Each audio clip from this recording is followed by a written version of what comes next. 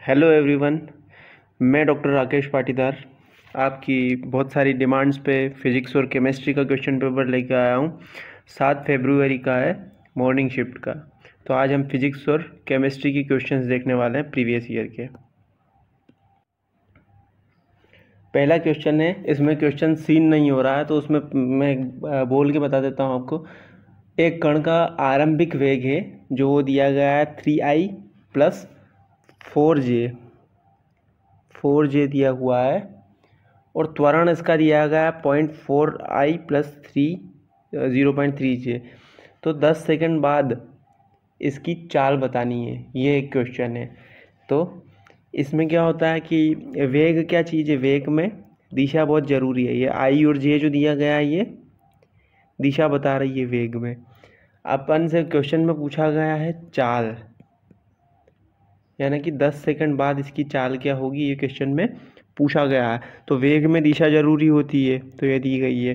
अब अपन 10 त्वरण का मतलब क्या होता है कि प्लस में, ये भी यहाँ कुछ नहीं है, प्लस है और ये भी प्लस में है। तो मतलब आई, मतलब जो आई वाली डायरेक्शन है उसमें भी 0.4 मीटर प्रति सेकंड के हिसाब से स्पीड बढ़ रही है, और उसमें भी स्पीड बढ़ रही है प्लस में। तो मतलब 10 सेकंड तक स्पीड बढ़ी है इसकी। तो चाल में दिशा तो होती नहीं है ना, 3 + 4 तो है ही है, उससे आगे बढ़ेगी। तो 4 और दिशा नहीं होती है तो इन दोनों को जोड़ लो, 3 + 4 को अपन ऐड कर लेंगे तो 7 हो जाएगा। और ये जो त्वरण है, तो त्वरण का मतलब है स्पीड बढ़ती जा रही है, 10 सेकंड तक स्पीड बढ़ रही है। तो उस हिसाब से एक फॉर्मूला लगाएंगे, तो इसका आंसर आएगा 7√2। नेक्स्ट क्वेश्चन है, गैसों की दो निकायों को पृथक करने वाले स्थिरोष्म दीवार, उसको क्या, स्थिरोष्म दीवार क्या करती है, यानी मतलब दो निकाय बता रखा है, एक डिब्बा ये है और एक और पड़ोस में एक और डिब्बा है। तो ये वाली जो दीवार है, ये बीच वाली दीवार जो होती है, ये एक निकाय से दूसरे निकाय में ऊष्मा को बहने नहीं देती है। ऊष्मा रोधी है ना, स्थिरोष्म है, तो इसलिए ये ऊष्मा को बहने नहीं देती है। इसका आंसर ये आएगा। केवल कणों की गति को रोकता है, नहीं, कणों की गति को तो रोकेगा ही रोकेगा, केवल नहीं, मतलब ये कणों की गति को रोकेगा, साथ में ऊष्मा को भी रोकेगा। एक निकाय से दूसरे निकाय तक ऊष्मा को बहने देगा, ऊष्मा को नहीं बहने दे रहा, ऊष्मा रोधी है। केवल निकायों को एक दूसरे से टकराने को रोकेगी नहीं, एक निकाय से दूसरे निकाय तक ऊष्मा ऊर्जा को नहीं बहने देती है। सही है। तीसरा क्वेश्चन है, वह मात्रा जो दर्शाता है कि किस विभेदन या सीमा को मापा जाता है उसे कहा जाता है। The quantity which indicate to what resolution or limit the quantity or the limit the quantity is measured is called. परिशुद्धता कहते हैं, जो लिमिट होती है क्वांटिटी की, जो मात्रा को दर्शाती है, उसको परिशुद्धता कहते हैं। फोर्थ क्वेश्चन है, जिसमें पूछा गया है अनुप्रस्थ तरंगों की चाल। दिया क्या क्या है, स्टील की लंबाई की, स्टील के तार की लंबाई दी गई है, तार का द्रव्यमान दिया गया है, और न्यूटन बता रखा है कि कितने तनाव से इसको खींचा जा रहा है। तो इसका फॉर्मूला होता है μ = m/L। फिर इसको और अपन डिवाइड करते हैं, तो इसी चीज़ का एक और फॉर्मूला होता है, m/v होता है। तो इसको अपन a² से मल्टीप्लाई करेंगे ऊपर और नीचे दोनों तरफ, तो a × L आता है v का मीनिंग, तो ये आपस में कट जाएगा, यहाँ बच जाएगा L। तो एक फॉर्मूला बनेगा m/L और नीचे में L²। इसको सॉल्व करेंगे, आपका आंसर आ जाएगा 93। अगला क्वेश्चन है, 500 प्रतिरोध वाला एक बिजली का बल्ब है, उसका पूछा गया है विद्युत 4.4 एम्पियर की विद्युत धारा आहरित करता है। तो बल्ब की शक्ति पूछ रहा है, यानी पावर पूछ रहा है। उसका फार्मूला क्या होता है, P = I²R, जिसमें I होता है करंट और R क्या होता है, प्रतिरोध होता है। I ये धारा है और R प्रतिरोध है। तो इसी को आई की वैल्यू क्या है, धारा क्या है, ये है ना 0.4 का स्क्वायर इंटू प्रतिरोध क्या है 500 रख दो, आंसर आ जाएगा 80 वॉट।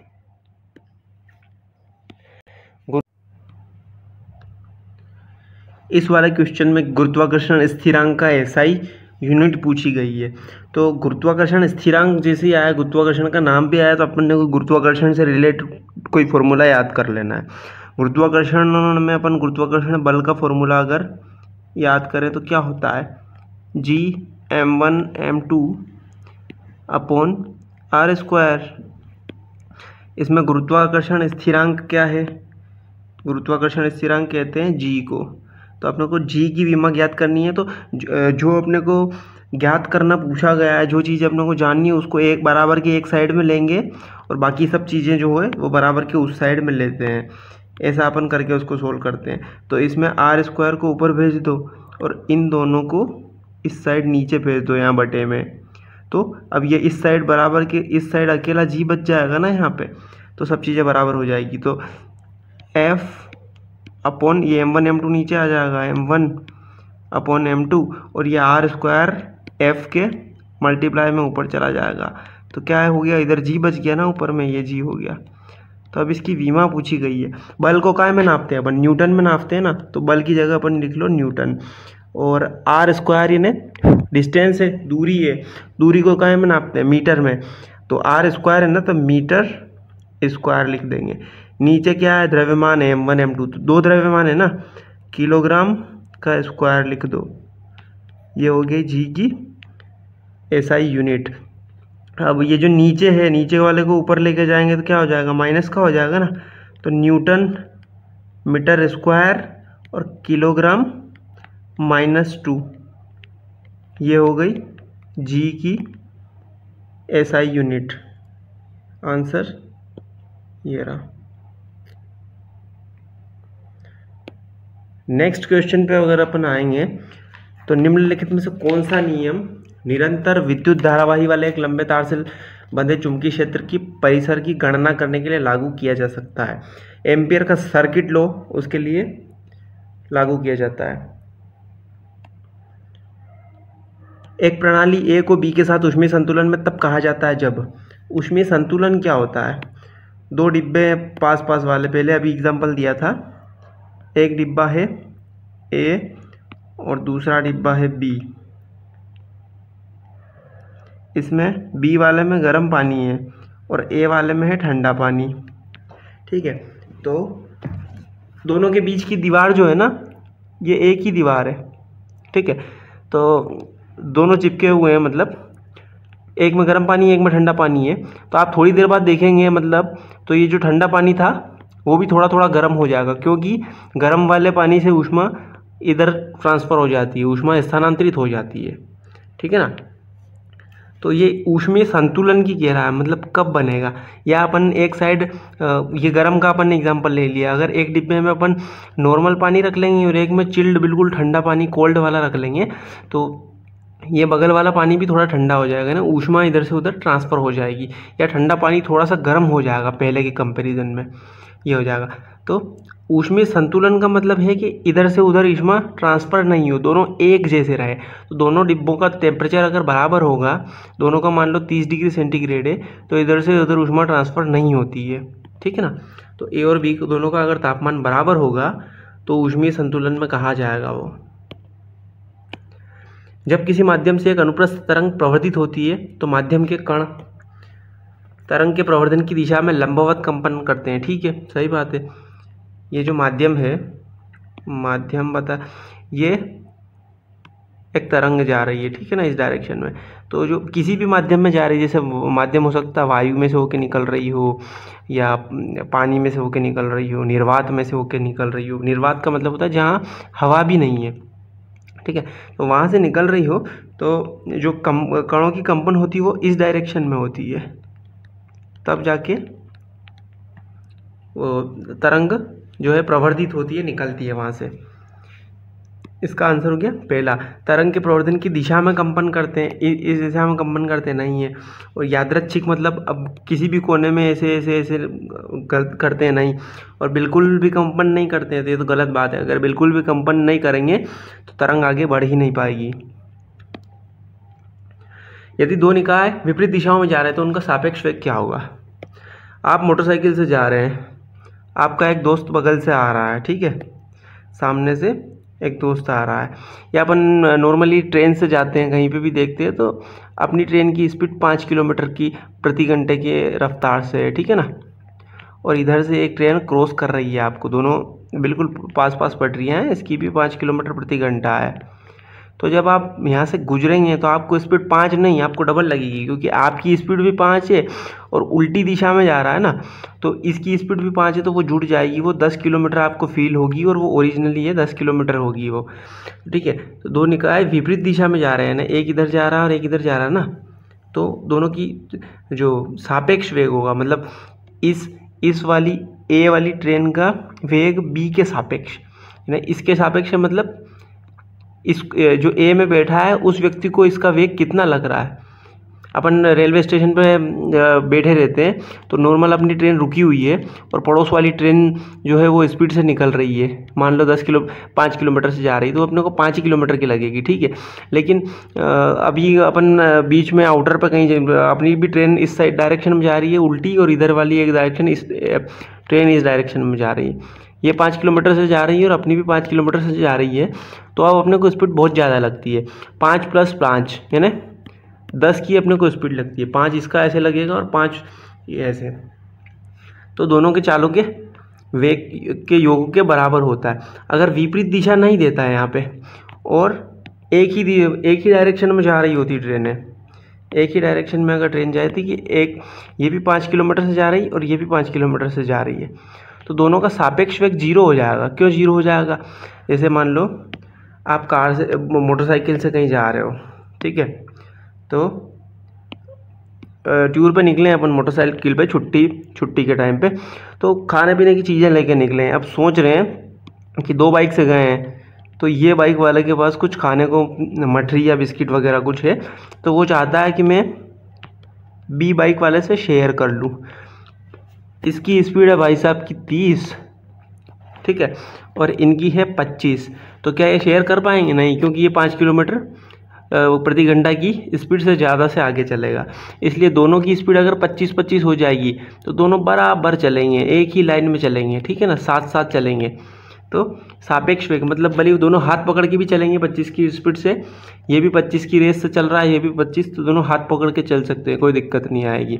तो दोनों इसके सापेक्ष बराबर ही है ना दोनों। ये देखेगा कि हर टाइम पे ये मेरे साथ ही चल रहा है, मतलब इसकी स्पीड 0 है, उसके साथ ही है, उसके सापेक्ष। इसलिए देखना होता है कि दो निकाय के विपरीत दिशा में है या एक ही दिशा में है। अगर विपरीत दिशाओं में है तो दोनों की चालों के योग के बराबर होगा। अगर एक दिशा में है, ठीक है, तो सापेक्ष वेग जोड़ लिया जाएगा। क्वेश्चन सही नहीं हो रहा है। अगला क्वेश्चन है, एक गीजर की रेटिंग दी गई है 2 किलोवाट एम्पियर और 240 वाट है, तो 90 मिनटों के लिए प्रयोग कर रहे हैं, तो उसकी विद्युत ऊर्जा की खपत कितनी होगी? फार्मूला बेस्ड क्वेश्चन है, आराम से सोल्व हो जाएगा। एक परिनालिका के माध्यम से बहने वाली धारा 3 एम्पियर है और उसमें प्रति यूनिट घुमावों की संख्या 800 है। तो चुंबकीय तीव्रता पूछी गई है, ठीक है, चुंबकीय तीव्रता। इसके लिए हम फॉर्मूला लगाएंगे तो सीधा उससे आंसर आ जाएगा। बी का फॉर्मूला होता है μ0 Ni, जिसमें I करंट है, N है घुमावों की संख्या और μ0 तो 800 × 3 करेंगे, आंसर आ जाएगा। मरीचिका, मिराज। क्वेश्चन कैंसल्ड है। निम्नलिखित में से किस विकिरण में सबसे कम तरंग दैर्ध्य होती है? ना वेव की जो लेंथ होती है वो सबसे कम किस में होती है? एक्स रेज में होती है। एक वेक्टर में परिवर्तित सदिश, क्वेश्चन में ही दिया, मतलब दे रखा है सदिश, वो होता है जिसकी दिशा होती है, जिसके अंदर दिशा होती है, उसी को सदिश कहते हैं। उसे एक पक्षीय अदिश से गुणित किया जा सकता है। अदिश से गुणा नहीं कर सकते। उसे एक पक्षी कोण से घुमाया जा सकता है? नहीं। उसे यह अपनी ओर समानांतर सरकता है, ठीक है। उसे एकक दृष्टि या यूनिट वेक्टर से पारगुणित किया जाता है।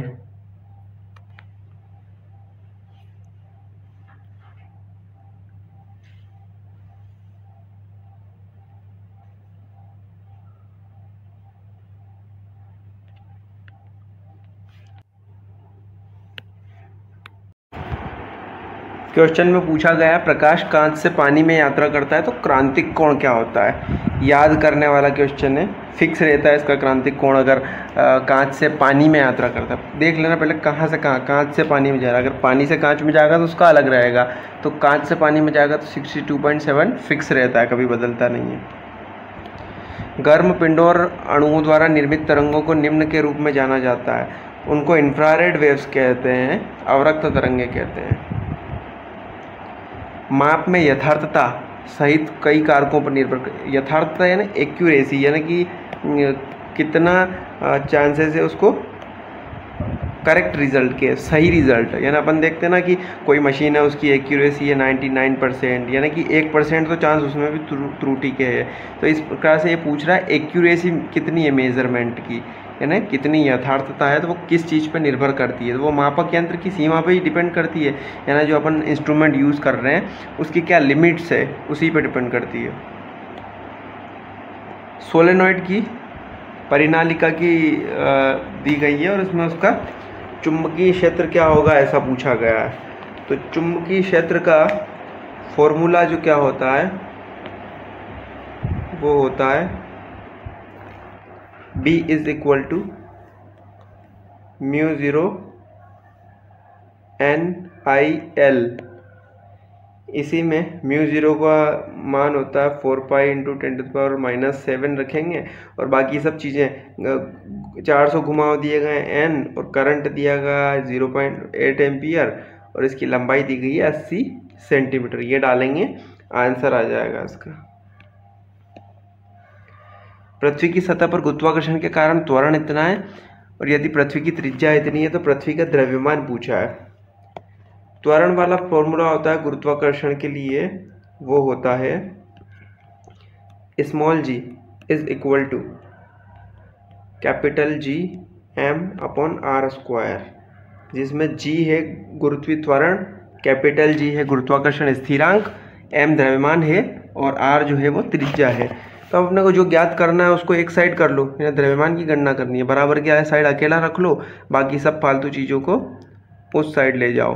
तो ये r² चला जाएगा ऊपर में, और इसके बटे में आ जाएगा g, और उस साइड क्या बच गया अकेला m is equal to small g/r² upon capital G।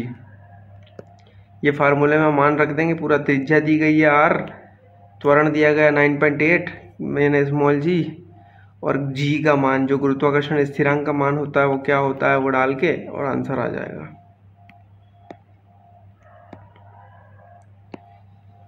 बिंदु आवेश का क्वेश्चन है, बिंदु का पे आवेश का मान ज्ञात करना है। लाप्लास के अनुसार गैस में ध्वनि की चाल का सूत्र क्या है?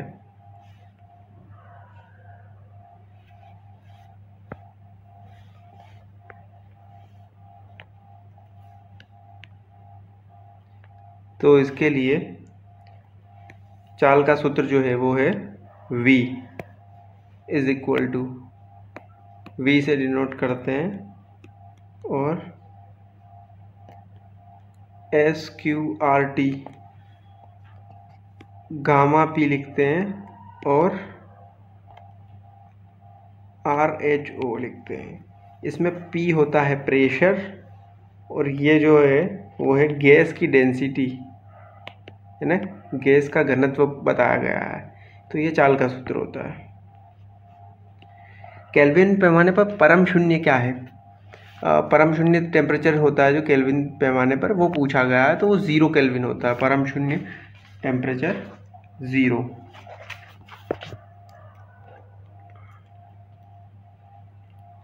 नेक्स्ट क्वेश्चन है, यदि दो निकाय एक ही दिशा में समान वेग के साथ घूम रहे हैं तो उनका सापेक्ष वेग क्या होगा। अभी पहले वाला क्वेश्चन में बताया गया था कि सापेक्ष वेग मतलब पहले विपरीत दिशाओं में वो जा रहे थे, अभी एक ही दिशा में जा रहे हैं और समान वेग से जा रहे हैं, यानी दोनों एक ही दिशा में जा रहे हैं, ठीक है, और समान वेग से जा रहे हैं, एक जैसे जा रहे हैं, तो सापेक्ष वेग मतलब दोनों एक दूसरे के सापेक्ष में 0 स्पीड से चल रहे हैं ना, साथ साथ चलेंगे ना। ऑप्टिकल फाइबर के सिद्धांत किस सिद्धांत पर काम करता है, तो कुल आंतरिक प्रतिबिंब के सिद्धांत पे काम करता है। ऑप्टिकल फाइबर जो होता है वो केबल होती है, उसमें OFC केबल कहते हैं, जो गांव में जो इंटरनेट वाली सुविधा लगी है ना, उसमें OFC केबल हर गांव में पहुंचाई गई है। तो इसमें जो है एक केबल होती है, उस केबल के अंदर परावर्तन अपवर्तन होता रहता है, तो उससे जो है ट्रांसमिशन होता है, वो आंतरिक प्रतिबिंब की तरह काम करती है। रिफ्लेक्शन होता है, एक कांच से रिफ्लेक्शन होता है ना, प्रतिबिंब बनता है, उसी से टकरा के जो है ट्रांसफॉर्मेशन होता है, उसी सिद्धांत पर काम करती है, इसीलिए उसको ऑप्टिकल फाइबर कह रहे हैं। चुंबक की चुंबकीय क्षेत्र रेखाएं हैं, एक खुली सीधी रेखा एक बिंदु पर प्रतिबंधित होती है जो दूसरे बिंदु पर समाप्त होती है। डिसकंटिन्यूअस है ना, असंतत कंटिन्यू नहीं रहती है, टूट के जाती है, नहीं कर्व्ड वाली ओपन लाइंस भी नहीं होती है, और कंटिन्यूअस क्लोज्ड लूप में होती है। चुंबकीय क्षेत्र जो होता है वो अपन ने देखा हो, आपने पहले डायग्राम में कभी देखा होगा, तो ये चुंबक जो होती है इसके 2 टर्मिनल होते हैं, तो ये ऐसे चुंबकीय रेखाएं बनती थी ना, तो ये क्लोज्ड लूप में बनती है, निरंतर बनती है और क्लोज्ड बंद कुंडली के रूप में बनती है। निम्नलिखित में से इलेक्ट्रॉनों की कौन सी विशेषता एक संवाहक में धारा का निर्धारण करती है, ठीक है। इलेक्ट्रॉन की कौन सी विशेषता बहाव और ऊष्मीय वेग दोनों नहीं करते हैं, केवल ऊष्मीय गति से इलेक्ट्रॉन जो करंट का धारा का कोई रिलेशन नहीं है, केवल बहाव वेग, यानी किसी भी वायर में इलेक्ट्रॉन जितनी स्पीड से बहेंगे, इस वायर में इलेक्ट्रॉन जितनी स्पीड से इधर या उधर जाएंगे उतनी ही स्पीड से धारा का प्रवाह होगा। केवल बहाव का वेग, यानी वेग ज़्यादा होगा तो धारा भी ज़्यादा होगी, न बहाव और न ही ऊष्मीय वेग। आंसर जाएगा सी। जब भी अभिवाह परिपथ से जुड़ा होता है सर्किट में एक प्रेरित विद्युत वाहक बल होता है, परिपथ में यह विद्युत वाहक बल क्या कहलाता है। परिपथ में चुंबकीय अभिवाह बदलने पर जो तक रहता है विद्युत वाहक बल, यानी कि जैसे ही विद्युत वाहक बल चेंज होगा चुंबकीय क्षेत्र बदल जाता है।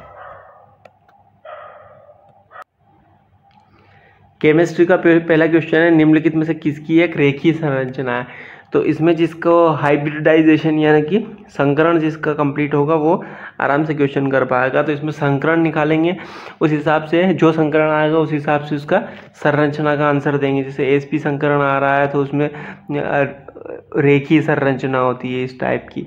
तो N2O में sp संकरण है n के रेस्पेक्ट में, इसलिए इसको रेखीय संरचना इसका आंसर जाएगा। अगर ऑक्सीजन के कंपेयर में देखें तो इसमें sp3 संकरण होता है, तो इसमें संरचना अलग है, लेकिन बाकी के 3 ऑप्शन फेवरेबल नहीं है, तो इसमें n के कंपैरेटिवली संकरण निकाला जाता है जिसमें sp संकरण होता है और फिर संरचना होगी रेखिक। अगला क्वेश्चन है, निम्नलिखित लिगेंड की बढ़ते सामर्थ्य का सही क्रम। तो आप पीरियोडिक टेबल में देखेंगे फ्लोरीन, क्लोरीन, ब्रोमीन और साइनाइड दिया गया है, तो जितना उसका बड़ा शेप होगा पीरियोडिक टेबल के अकॉर्डिंग आप देखेंगे, नीचे जाने पर पीरियोडिक टेबल में आकार बढ़ता है और इस साइड जाने पर आकार घटता है। तो जितना बड़ा उसका शेप होगा, आकार होगा, उतनी उसकी सामर्थ्य कम होगी। उस हिसाब से पीरियोडिक टेबल में देख के और अपन आंसर देंगे। टोलुइडिन का IUPAC नाम पूछा गया है। तो 2-अमीनो टोलुइन, यानी टोलुइन में दूसरे कार्बन पे एमाइन ग्रुप लगा है, यानी दूसरे नंबर के कार्बन, पहला और दूसरा नंबर का जो कार्बन है उस पर एमाइन ग्रुप लगा हुआ है, इसलिए इसको ये कहते हैं। एक डाइजोनियम लवण के साथ एक सुगंधित प्राथमिक एमीन से उपचारित करने पर बनता है नाइट्रस एसिड बनता है। ऑर्गेनिक केमिस्ट्री का क्वेश्चन है, आपको रिएक्शंस याद होनी चाहिए। हीमोग्लोबिन में कौन सी धातु मौजूद होती है? हीमोग्लोबिन के अंदर आयरन होता है। कभी कभी किसी को ब्लड की कमी पड़ जाती है तो उसमें आयरन का इंजेक्शन लगाया जाता है। वो इसलिए लगाया जाता है क्योंकि ब्लड के अंदर होता है हीमोग्लोबिन और हीमोग्लोबिन के अंदर होता है आयरन। तो आयरन से हीमोग्लोबिन फॉर्मेशन होता है और ब्लड बनता है। फिर नाइट्रोजन का कौन सा ऑक्साइड अम्लीय और भूरे रंग की गैस के रूप में दिखाई देता है? जो नाइट्रोजन डाइऑक्साइड है वो अम्लीय होता है, एसिडिक होता है। और एक और क्वेश्चन ये भी आ सकता है कि लॉफिंग गैस किसको कहते हैं, हंसाने वाली गैस किसको कहते हैं? तो उसका आंसर आएगा नाइट्रस ऑक्साइड। अभी इस वाले क्वेश्चन का आंसर है डी। निम्नलिखित में से W/O प्रकार के पायस के लिए पायसीकरण एजेंट के रूप में किसका उपयोग किया जाता है? लॉन्ग चेन अल्कोहल को इसके लिए यूज किया जाता है। पायस यानी 2 प्रकार के मिक्सचर बनाते हैं, उसको पायस कहते हैं। ग्रिग्नार्ड अभिकर्मक जो होता है उसमें प्राथमिक अल्कोहल को उत्पादित करने के लिए किसके साथ प्रतिक्रिया कराते हैं? तो इसके लिए HCHO से प्रतिक्रिया कराएंगे तभी अल्कोहल बनेगा। अब अल्कोहल बनाने के लिए अपन ये भी देख सकते हैं अल्कोहल क्या होता है, OH ग्रुप होता है तभी OH होता है। अब पीछे CH3 लगा लेंगे तो मिथाइल अल्कोहल हो गया। बंद क्यों हो गया यार ये?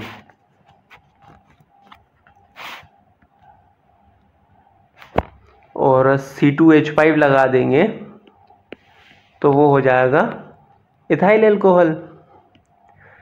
इसी मतलब अल्कोहल OH ग्रुप होना चाहिए। तो एक चीज़ अपन ये भी दे सकते हैं, इसमें भी OH है, इसमें भी OH है, इसमें भी OH है ना, एक तो ये रिजेक्ट कर दो इस हिसाब से।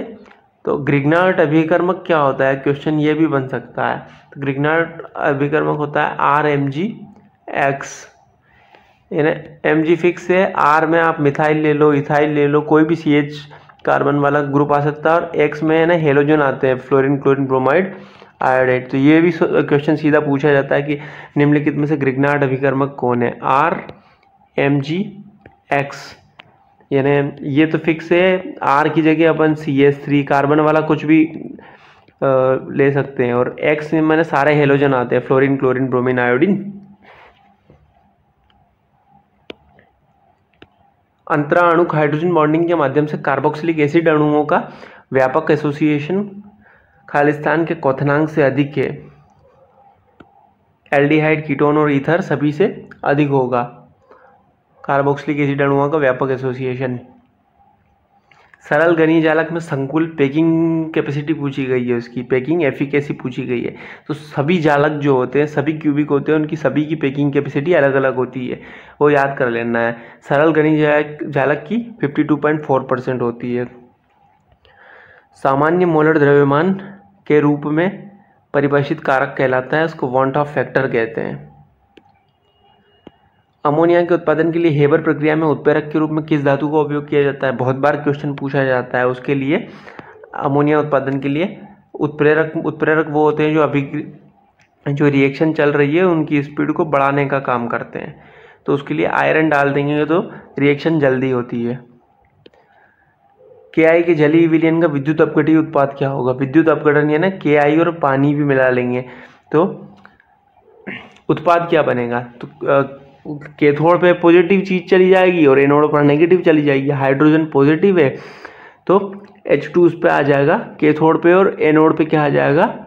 आयोडीन आ जाएगा। आइसोप्रोपाइलमाइन का IUPAC नाम पूछा गया है, तो ये याद होगा तभी अपन कर पाएंगे। उसका होता है propane two amine meth eth prop, यानी 3 कार्बन का है, जिसके दूसरे कार्बन पे एमाइन ग्रुप लगा हुआ है। दूसरे कार्बन पे अमाइन ग्रुप लगा, प्रोपेन का मतलब है उसमें 3 कार्बन है, मेथ एथ प्रोप, और दूसरे कार्बन पे है अमाइन ग्रुप। वे कौन से 2 कारक हैं जो ये निर्धारित करते हैं कि कौन सी अवस्था में वह मौजूद होंगे? अंतराणुक बल और ऊष्मीय ऊर्जा। आयतन और दबाव, ऊष्मीय ऊर्जा और क्षेत्रफल, अंतराणुक बल और द्रव्यमान। वे कौन से दो कारक हैं जो निर्धारित करते हैं कि कौन सी अवस्था में वो मौजूद होंगे।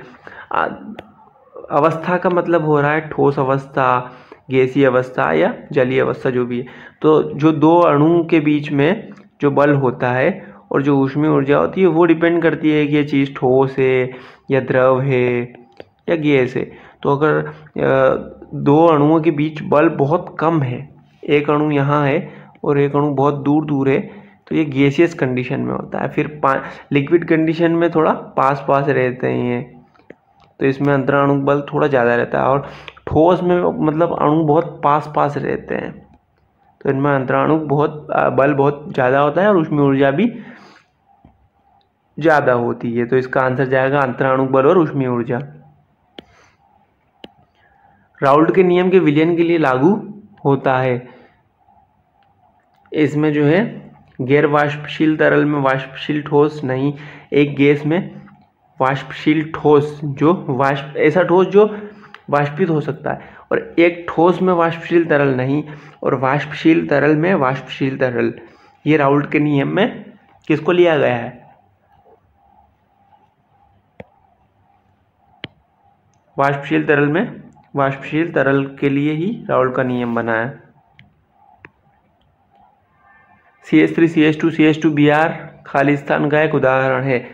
Primary alkyl halide, alkyl group तो दिया ही है आपको पूरा पूरा, और हैलाइड तो सभी में लिखा है, ठीक है ना। हैलाइड का मतलब होता है ये वाला ग्रुप, एल्किल ही है पूरा, ठीक है। और प्राथमिक इसलिए क्योंकि सिंगल चेन है, कोई ब्रांच नहीं है इसमें, इसलिए इसको प्राथमिक एल्किल हैलाइड कहेंगे। प्रतिक्रिया मध्यवर्ती यानी रिएक्शन इंटरमीडिएट बनाने के लिए आवश्यक ऊर्जा को खालिस्तान के रूप में जाना जाता है। यानी कि कोई भी रिएक्शन चल रही है,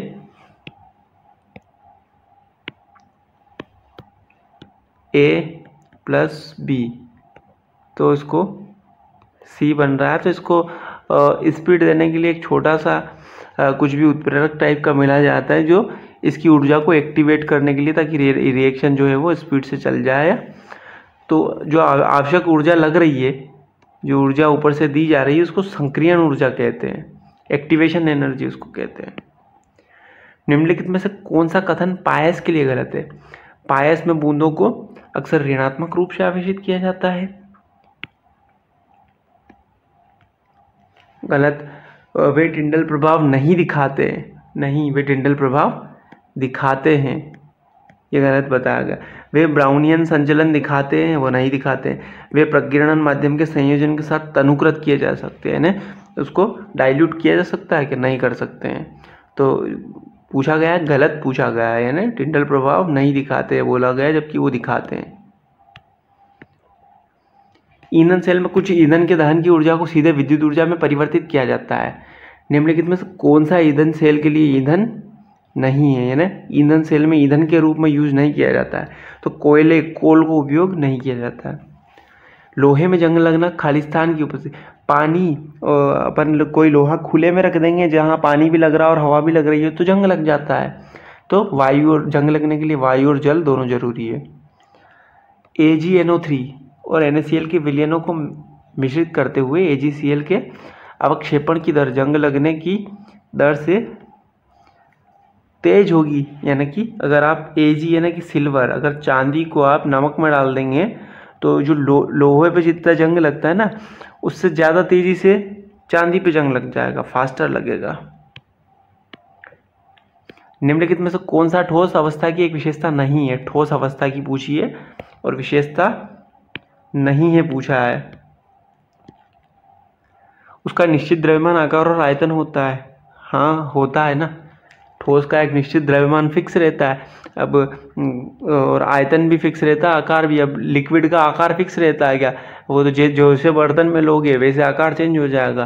तो ये तो ठोस का पूछा गया है ना, तो ठोस का तो निश्चित रहता है।